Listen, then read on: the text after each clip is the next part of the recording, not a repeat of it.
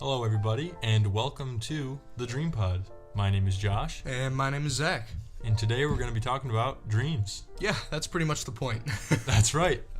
We've each got our own dream we're going to talk about, so we got one apiece today. And Zach, why don't you just tell them pretty much what the whole podcast is about? So Dream Pod, real quick, is just about telling our dreams, and not really our hopes and dreams, not that, but dreams we have while we're sleeping. And we're trying to tell them in a storytelling manner because, dreams can be really interesting, crazy, creepy, or whatever it may be. And, they make great stories. So, Josh, without further ado, why don't you get into our first dream of the first podcast? Here we go. All right. So this dream I had, it was last summer, so about June 2019, somewhere around then. And it is very long, very vivid, and it actually does follow a pretty good story. Not in all parts of it. Dreams tend to be pretty random, but I've actually talked to Zach about this one before, but he hasn't heard, from start to finish all the details. So, Pretty excited. It's a good story. It is very, very interesting. Alright, so the dream begins, and I'm in this kind of hotel room. That's not really a hotel room. It's more like a large suite. So it's a pretty big room, multiple stories up, and there's this glass wall looking outside. And I'm sitting in a row of chairs lining the windows, and there's a bunch of guys dressed in pretty fancy business suits. They're all looking at this performance. It's there's a lot of bright flashing lights. That's all I can really remember from what I could see. But the men aren't really enjoying the performance per se. They're more judging it. They have some investment in it. Studying it. Right? Yeah. They're okay. very, very intently observing this performance, but don't seem like they're being entertained. Anyways, a room service lady comes in, and she has a cart of food and drinks, and asks if I'm thirsty, want a beverage or any food. So I just say, yeah, I'll take a bottle of water. So of course, I then have to pay her back with Right. water. With what? Water. Water is currency here. H2O. Yeah. So I also had ice in my bottled water, of course. Right. So I took the ice out and melted it into a measuring cup and poured it into a larger measuring cup. Right. That was hers. So that was how I paid her. Yeah, that makes sense. And I remember she was very pissed off, but there's absolutely nothing she could do about it because it was legal currency. I used the ice in my bottled water to pay for the water itself. And nothing about that felt weird to me. So then she leaves, and I enjoy my water. Now the dream takes a transition to where I'm in this outside, a large group of people all in folding chairs, like a wedding, I guess. Outdoor wedding. Yeah, it's not really an outdoor wedding, but the venue is kind of similar to that. And there's someone on a stage talking to a group of people, like a big group of family, I'd say. And he's talking about his dead dad. And he's talking... So it's an outdoor funeral. Maybe, Right. Could be. But his then apparently alive dad jumps up out of one of these chairs. He's there. The dad. So the guy he was talking about is there, and he's alive. Yes. It's like one of those scenes in a movie where they're at a funeral, and the dude is watching his own funeral from a tree. Except for he actually interrupts the funeral. Right. So everyone's shocked. It's the moment he stands up and yells. He says, "You can't use all these people like that." And then everyone's head turns, and they're like, "Oh!" A huge gasp, straight out of a movie. Okay. And then the son, of course, isn't very surprised. Oh, he's I knew it. But he looks. He seems pretty pissed about this. Right. And then his dad starts pointing to individual people in the crowd and starts talking about how his son is using all these people. He's like this person. He's listing stuff off. I don't remember all the details, but and that's pretty much that part of the dream. It transitions again. Right. This part's better. It's nighttime again. Sorry, the wedding part was daytime. It was bright sunny. Now it transitions back to nighttime. And me and somebody else are standing at the base of a metal tower, maybe a small cell tower, I don't know. The way it was shaped was kind of like a really, really small Eiffel Tower. Okay? And it's in the middle of an open field. And there's people running around being struck by lightning. Like right on individual people, like a frantic free-for-all. Were they exploding like a B movie, horror movie? Were they just like kind of like they were just being zapped and then just disappearing. Okay. And me and this guy are laughing, but we're also screaming at the people to run, but like we're mocking them. And then, oh my god. Yeah, it's quite bad. It's quite a. Yeah. We're also pointing at people, and as we point at people, they get struck by lightning. And that's hilarious. What's more hilarious is I remember multiple times looking at the guy that I'm standing with under this tower and thinking, "Wow, he looks a lot like Keanu Reeves." Is that Keanu Reeves? I think those words exactly in my head multiple times. Yeah. So far, you've been in like a suite, in like a stadium almost, but overlooking an outdoor performance of some sort of lights. Yeah, but definitely not a stadium. Definitely not. Okay. No, it's like a building, like a skyscraper, looking over some performance that's happening on the ground. I can't. You know, it's like. How high up do you think you were? Like. Maybe 10 stories. Oh wow. Okay. That's pretty high up. Yeah. Yeah. And we were definitely looking down. Okay. Like a hotel that has multiple buildings, and there's kind of like the area in between all the buildings. Yeah. It was kind of like that. Okay. All right. That's kind of how it felt, at least. So you were there with the businessmen that were studying this performance. So then you went to this outdoor venue where there was a bunch of people sitting in rows of chairs, and turns out some family drama with a dead dad that's actually alive. Right, and you know there was and then you were blowing up poor innocent people with Keanu Reeves. Not blowing them up. I simply pointed and laughed, and they got struck by lightning. Okay. So at this point in the dream, there's no structure, or there's no. It's not all connected. The three parts seem kind of random. They are random, yeah.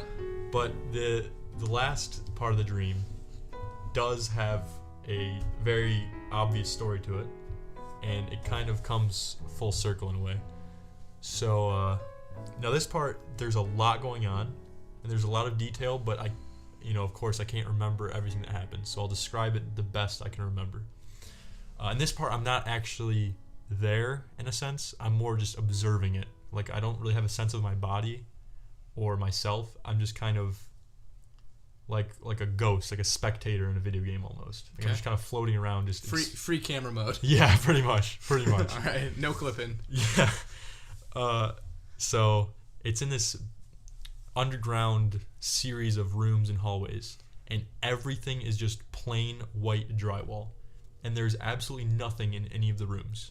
It's completely empty. There's doorways. Are there like ceilings with lights or? I can't really picture what the ceilings look like, but it's very well lit. Okay, so it's very bright white rooms. Right. And there's no doors, but there are doorways. And that's just rooms and like small hallways connected to other rooms. Okay. So there's this is where it gets weird. If it hasn't been weird already, this is where it gets weird. There's these creatures, and each one looks like extremely unique. I would assume they were aliens if I didn't know any better. All I can tell you is one kind of resembled, what's it called when someone's half horse, half human? Minotaur? That's a bull human. Oh. Centaur. Centaur. Kind of like a very muscular centaur, I'd say.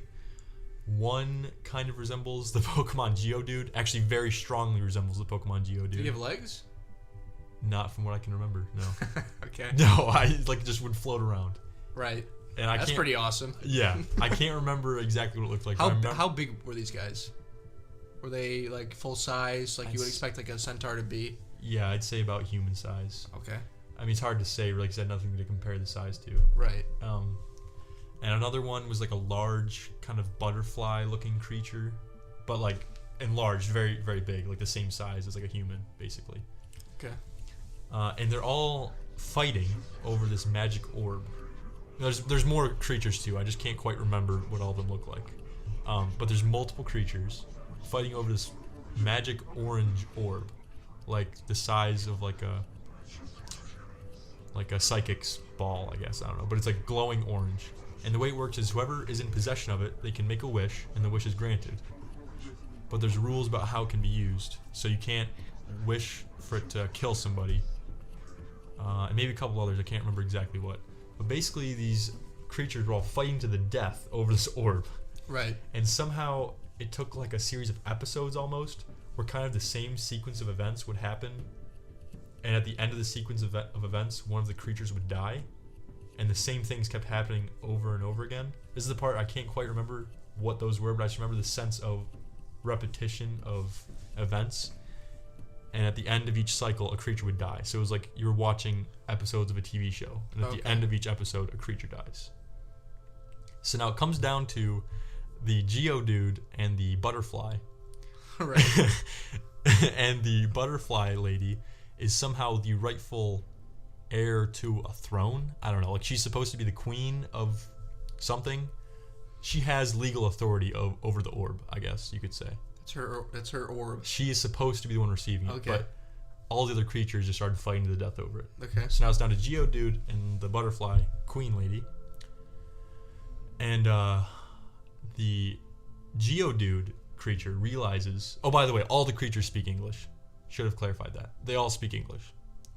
Now the Geodude realizes that this lady, butterfly thing, I don't know, is evil. She wants to use the orb to basically rule the earth or something along those lines. So he decides he has to destroy the orb. Even if he kills her, he still wants to destroy the orb because it's way too dangerous. It's kind of like the rings. It's kind from the Lord of the Rings. Yes. Like, there is somebody that's trying to destroy them because they have so much power, but there's a bad guy that also technically should have the right to it. Right. Yeah. It is almost I mean, I'm not too familiar with the Lord of the Rings actually, but I do know at least that part of it, that aspect of it. And right. Yes, it is very, very similar. Okay. And somehow the butterfly lady thing gets sick and is in a hospital bed. So one of the all-white rooms turns into a hospital room, and that is the only time that there's anything in any of the rooms, is there's a hospital bed. It's like the monitor next to it. Okay. And the Geodude creature kills the butterfly lady. While she's sick? That's how I remember it. Man. Yes. Yeah. Man. Yeah. Rock smash. Yeah. And then, so now he has the orb. He successfully killed the evil butterfly. Right. Naturally. So now he wants to kill himself and destroy the orb. I don't know why he wants to kill himself, but he does. But the orb cannot actually destroy itself or be used for him to kill himself. So the only way that he can ensure... Actually, I can't explain exactly why. Basically what he ends up doing is he starts to wish for him and the orb to shrink really small. And then he keeps repeating like the same few words over and over again, like he's like a spell, almost like it's Harry Potter. Like he's saying these weird words, and now the orb starts glowing brighter and brighter while they shrink infinitely small. Are you gonna say something? I was just thinking at any moment, was this like creepy or did it just feel normal when you're spectating this? It felt like I was watching a movie. Right. It felt or like a TV show, but. It wasn't like, it's not like I was dreaming I was watching a TV show or a movie. It was like, in my mind, I was just experiencing this. So it kind of made sense. But it was also felt like reality at the same time. So no, I never felt scared. I more felt the emotions of the creatures in a way. Okay. So when this is happening, I have this very intense, like, rush of adrenaline. It's like, feels extremely intense. Well, okay. All right. While he's like, he starts talking really fast and starts just like his voice just gets like... I know what you mean. It's fast. almost like it's becoming overwhelming. Like, exactly. And now, at this point, everything is just like blocked out by white light as him and the orb shrink. Oh, this is getting dramatic. So small, yeah. And they basically just like blip out of existence. And there's this super, super bright light that just overcomes everything. And then I'm back in the room from the first part of the dream. And everything is the same. Still a performance outside, still with all the businessmen. Everything's still very serious. But I just get this sense that someone in the room is now the creature. The Geodude creature Geodude? Okay. is now in a person's body. And I look down this row of men. Oh no. And at the end, everyone's just looking perfectly straight. But Geodude is staring you right in the eyes. But the guy at the end, again, perfectly human. There's nothing about them just looking at him that would make me think he's the creature from the beginning. Okay. It's just a guy just looks at me and just gives me a little smirk. Like we both turn our heads at the exact same time and look at each other and make eye contact. And he smirks, like kind of just like grins. What's the difference between a grin and a smirk anyways? I think a grin, you might show little teeth, but a smirk is just the like half a lip. Okay, we'll go with smirk then. And somehow we both know, like I know he's the creature, and he knows that I saw everything that happened, so even though I wasn't there. Just to clarify, this is like he looks like a human, just like the guys from the beginning. It is the same guys from the beginning, right? But now you know that the guy that's looking at you, even though he looks like a human, you know that he is the creature, the Geodude guy. Yeah, like the soul like of the Geodude like possessed that guy or something, or not, maybe not possessed, but is that guy. Yeah, somehow they are the same. They're the same person. Yeah. Yeah, okay. Like he was reincarnated as one of these businessmen. As just a human. Yeah. Okay. And we have like this moment where we're both very relieved and satisfied seeing each other. Even though I was not involved in anything that happened. You were in no-clip mode, just watching. Yeah. But even myself, I wasn't confused by it at all. It was like a very deeply satisfying moment that we had as we looked at each other and recognized each other. Right.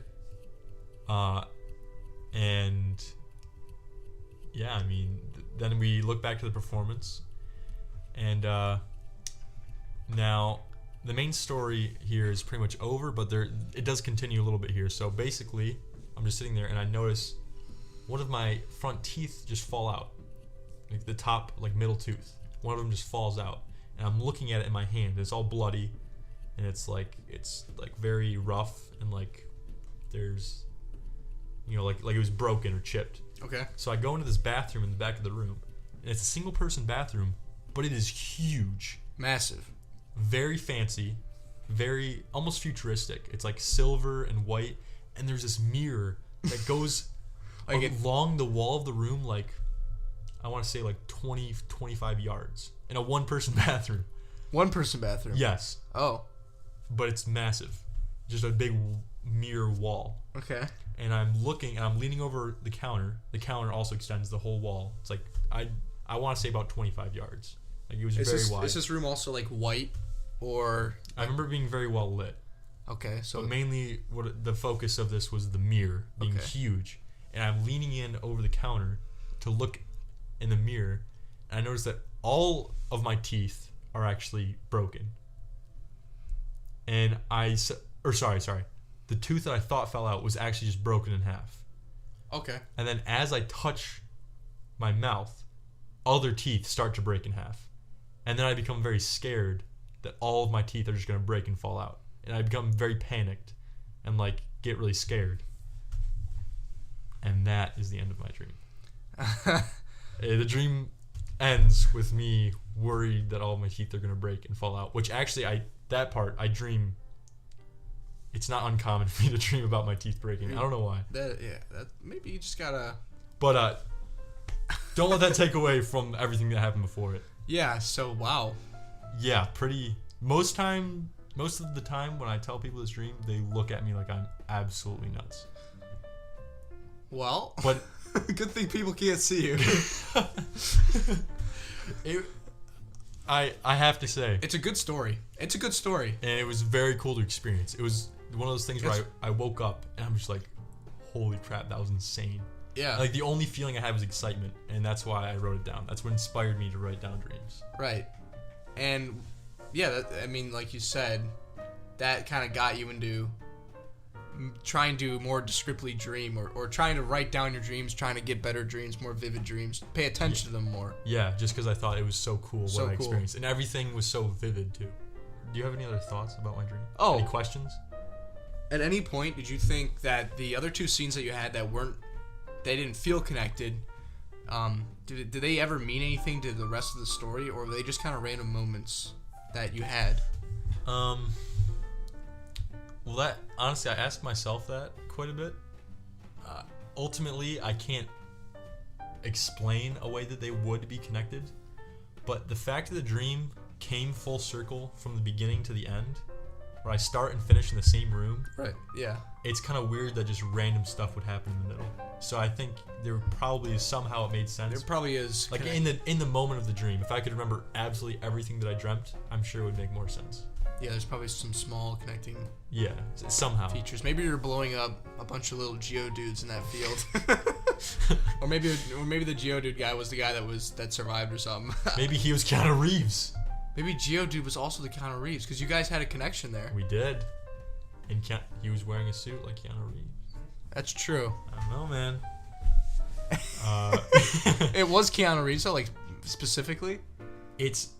Or was he like off-brand, like Fortnite Keanu Reeves? I would look. It actually wasn't just in that moment. There was another moment in the dream where I can't remember who or where. I just remember looking at the person and thinking, "Wait, is that Keanu Reeves?" Like that, like exactly that. Like thought someone in my that's mind. like out to eat and they see like him sitting across, like eating. Yeah. And they're like, "Wait, is that Keanu Reeves?" But like in the middle of the most intense, like even the moment where we were laughing, zapping people, it was still pretty intense. And I just remember everything around me just like froze. I'm like, "Is that Keanu Reeves?" Is that Keanu Reeves? Yeah. What is he doing here? And it was So I guess the answer was probably no, but there was some very striking resemblance to Keanu Reeves.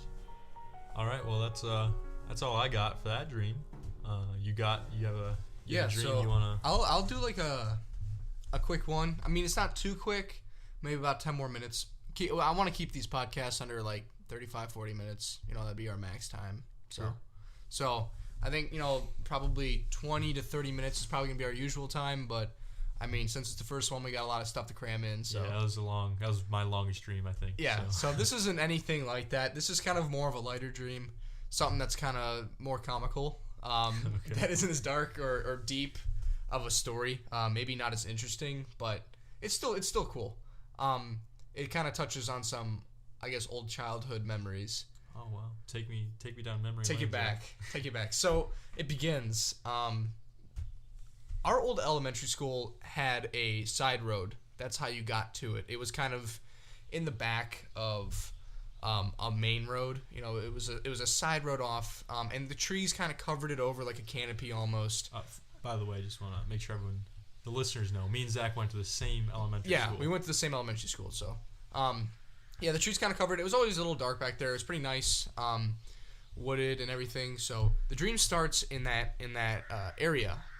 However, we're standing on the road, but the sides of the road where the curbs would be are pretty much like the lockers of our elementary school, but like 20 feet tall.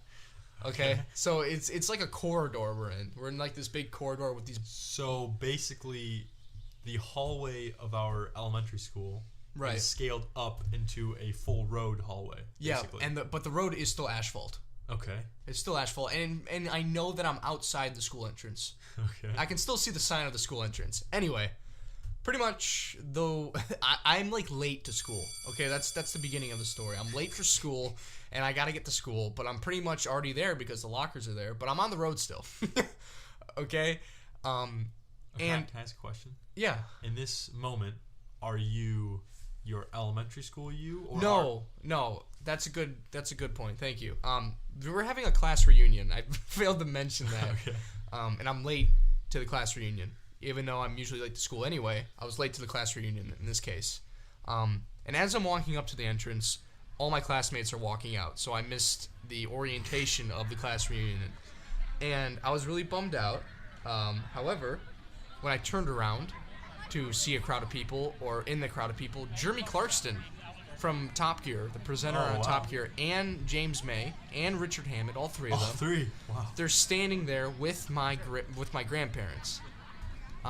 So my grandma calls me over and tells me I need to take a picture with them because she knows I'm into Top Gear. She knows I'm a fan of Top Gear. And for some reason, they're going out to dinner with Richard Hammond, James May, and Jeremy Clarkston. Your grandparents my grandparents are about to go out to dinner. They're about to go out to dinner. They're all dressed up, and they're like, "Oh, Zach, come over here. We want to take a picture with you real quick." We know you like this. You like this show and everything. And there wasn't like a crowd of people around these. No, not around them. I mean, there was celebrities. It's almost like you're standing in just like a gym, and there's like kind of like something going on. So Yeah, it's just a spread out. It's spread out people, but no groups one of people. No one else is focused on the Top Gear guys. No one else cares. Oh, wow. No one else cares. So I take a picture with the Top Gear presenters, and as I'm doing that, the group of people then files back into the entrance of the school, to which I am locked out of again. So even though I'm not technically late this time, I still don't manage to get into with the group of people. So while this is happening, I'm by myself on this road that is a corridor of our elementary school. Jeremy Clarkson abandoned you. He's gone. Wow. Yeah, he's gone. My grandparents, they're all gone.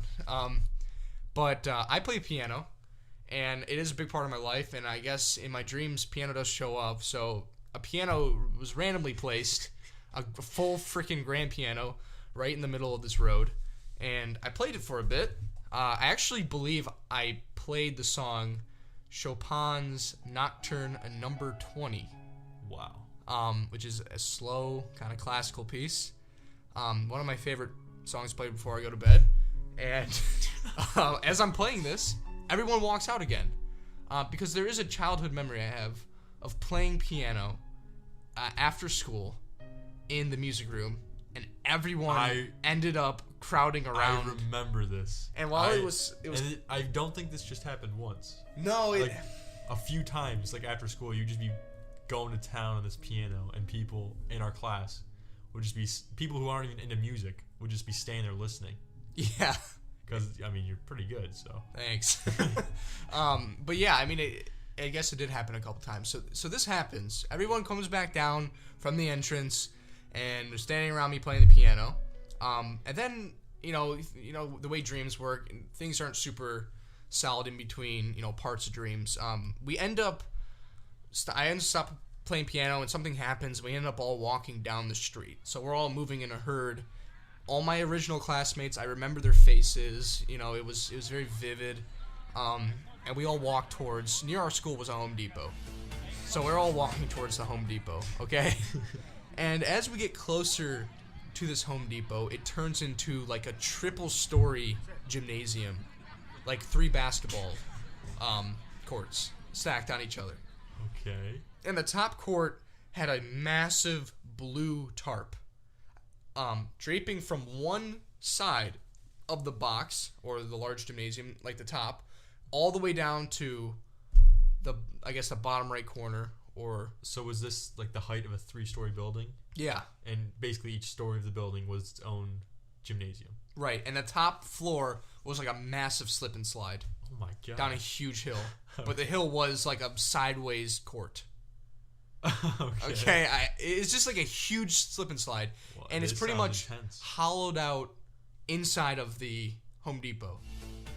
So it's just like a big Home Depot, but the inside of it is 3 gymnasiums, and the top floor is slanted, and it's a huge slip and slide with a blue tarp. And we all somehow teleport up to the very top, where the beginning of the tarp is. And my old gym teacher, Mrs. C, is there, and she's like, "All right, guys, wow. All right, guys, we're all gonna do this orientation thing. We're all gonna do this. High school. I mean, the elementary reunion orientation thing. I'm gonna throw a ball down this massive tarp, which, by the way, is probably more than 100 yards long, and you guys are gonna sprint after it and slip down it, and the first one to grab it wins." So she doesn't quite sound like that, but so this is all kind of crazy. Yeah, this doesn't sound safe or legal. I'm a pretty competitive person, and my buddy, my friend, is there with me. Not me. Not Josh. I'll call him Steven. Steven is there with me, and he's a runner. He's really fast, and he's super into this. He is super into this. So Mrs. C throws this ball down this massive tarp, and it rolls. And she's like, "All right, guys, you got to wait for me to whistle, and then you can all run after the ball." Hold on, this is important. Did she have her handheld electronic whistle? I don't think so. Dang. I forgot about that. That thing was legendary back in the day. Oh my god. Oh, that was so funny. I forgot about that. Yeah. So she blows her whistle, and everyone goes down. It's like crazy, you know, people falling over each other, you know, just hundreds of people, even though there's only like what 50 people in our class. Yeah. Just hundreds of people falling down this, and Steven is standing there, and he's like, "Okay, dude, here's how you do this." He's like, "Here's how this works, okay? What you're gonna do is you're gonna wait for the huge horde of people to go, and then you're gonna like surf down the slip and slide, and that way you can gain more speed because you're not hitting into anybody, and you can get right down in there." So we get going, and we slide all the way down, and we make it down, and Steven ends up getting the ball. And he was psyched about it, obviously, but I was kind of pissed off because I wanted to get the ball. So we did another round. There was another round of the slip and slide. Round. It wasn't as like vivid or descriptive as the first round was, but I just remember there was a second round of the slip and slide. And I remember the way we got back up the tarp. Oh, so is the second round a race to the top? No. We just had to get back up to okay. reset. Oh, okay. Pretty much you had to run as fast as you can, and then you had to like dolphin dive. And then you, like, gain momentum as you're sliding on your stomach. Wait, so you're... Like how a penguin slides on ice? Yeah, but like, you're going up a hill. Yeah. Wow. Yeah. So, you're bending physics. Too. Right. Very cool. Yeah. So, again, we had the second round. I didn't get the ball again. I think Steven got the ball again or some bullcrap like that. Dang it, Steve. Yeah. It's too fast. So, we're at the bottom of this tarp now. And we migrate to the second floor of this massive Home Depot gymnasium thing. And in the second floor, we're playing dodgeball. But it's not like a normal type of dodgeball. It's like... Rim ball. No, it's not rim ball. Rim ball is a alternate type of dodgeball that we played in elementary school. Yeah. Where it wasn't quite as intense. Anyways. You could get someone back in by hitting the rim of the basketball hoop. Yeah, it was kind of cool. Yeah, it was kind of...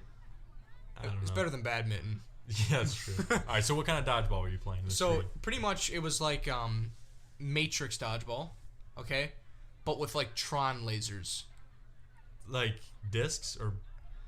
No, when you throw the ball, you leave a path behind it. Okay, so they're balls, but they leave the Tron. And then also there's like Matrix slow motion.